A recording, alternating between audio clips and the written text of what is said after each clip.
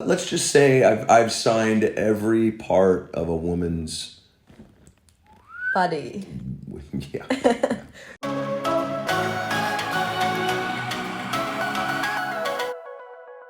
Cats or dogs? Oh, it's a tough one. I would say dogs right now, but I love both. Who is the hottest singer alive? Oh, not me. Hottest singer alive, I'd have to say Shakira. Shakira, wow. Have you seen the halftime show? No, but I saw like pictures and stuff. Like she was killing it. So, which is your favorite song that you wrote? Ooh, that's a good question. I would say with Slipknot, it would be Snuff, and with Stone Sour, it would be Song 3. Which was your favorite show ever that you played? Oh man, there's a lot of them. I would say Download 2009 was really cool for us. Rock in Rio opening for Metallica was pretty great.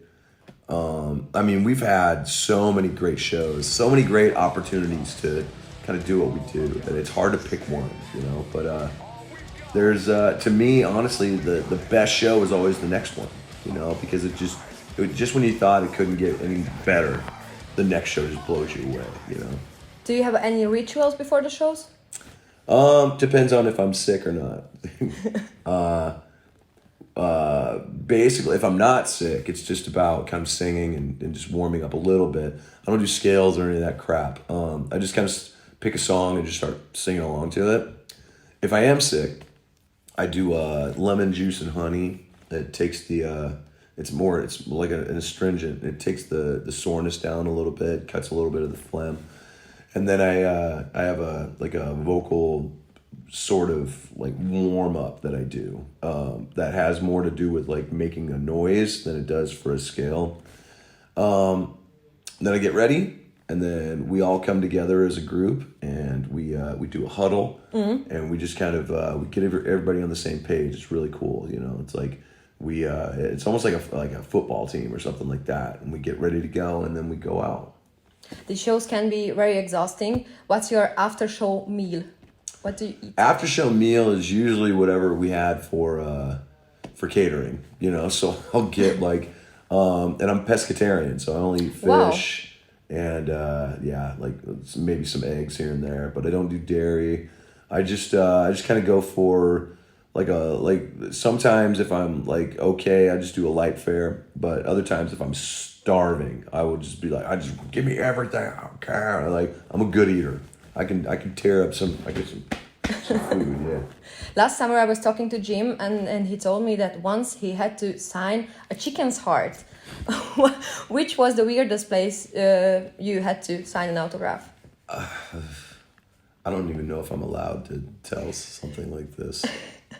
I think so. There have been some X-rated spots. Let's just say I've signed every part of a woman's body. Yeah. Cool. Yeah. Have you ever seen Slipknot tattoos on people, and which was your favorite one? Oh yeah, there's so many now. Like it's crazy. It's almost like superheroes, you know. Like I still look out, and I'm just like, good Lord. There was a guy in Chicago, and we called him Tattoo Guy. I don't think we ever found out his name, but he had all of us on his back, and he was a giant dude, like bodybuilder. And it started from like right below his hairline and went all the way down to the crack of his ass. I mean, it was all 9 of us, and the craziest. This was from the Iowa tour, so it's all those crazy Iowa like masks and stuff, and we were just like. And then every time we'd change our masks, he would get a different like the different masks, like on his legs and stuff. Wow. I was like, dude, you were just a walking billboard at this point. Like, what in the hell? Like, but he loved us, man. Like, still does. Still comes to the shows. That's great. Yeah. Do you have a favorite tattoo from your own collection? Yeah, I have a few. Like my paw one on the back of my leg. And then I have a Griffin for my son, Griffin. And yeah, I mean, it's like I've got a lot of stuff, like a lot of stuff dedicated to my kids. And then on my back, I'm working on a horror back piece, which is like, because I love horror movies. So I'm working on like the old school monsters, but from the Hammer films, you know, from like the British movies. So it's like Christopher Lee as Dracula, Frankenstein, and the Mummy. And then on the other side, like all a bunch of crazy stuff as well. If you should quit playing metal music forever, which genre would you choose? Classical, R&B, hip hop, or what? What would you say? I'd probably go with R&B. I'd probably would you go for R&B? Yeah, absolutely. But I would go for like an older school, like an old school, like more of a jazzy R&B, not like the modern R&B, which is basically just hip hop with some auto-tune singing on it. I would go back to basics. I would go back to like the 70s, like Al Green, Friends of Distinction, the Commodores, like that kind of vibe, man. Like I'd make it super smooth.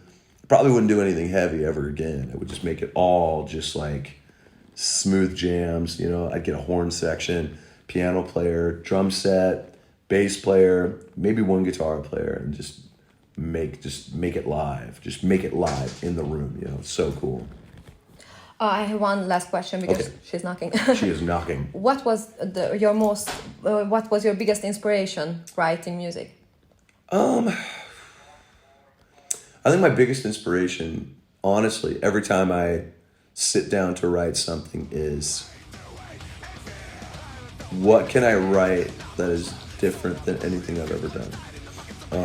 That's been the biggest challenge for me. Like, I never want to repeat myself, you know, whether it's lyrics in a song or musically. I'm always challenging myself to find musical spaces where I've never explored before, you know, even when it comes to like the singer-songwriter stuff that I write, whereas, you know, very much just me and a guitar, and then it, you know, we explore it as a band. Even then, it's more fun and more intriguing and exciting to me to try and do different types of songs. You know, like my solo stuff that I'm doing right now is much more intricate, but it's still very much a singer-songwriter style. So I'm incorporating little bits of old school, like 70s punk, reggae kind of vibes, kind of tied to like the newer school rock and like a bigger sound. And but I'm also toying around with like horn sections, and there's some like 90s vibes. So I really love kind of playing with the genre and bending it to my will. You know, it's like hearing a song is like, okay, I can play this on a guitar. How do I explore that musically and make it sound completely different than anything, maybe whether I've done it before or anybody else has done it before? That's what still excites me. Cool. Thank you very much. You're very welcome.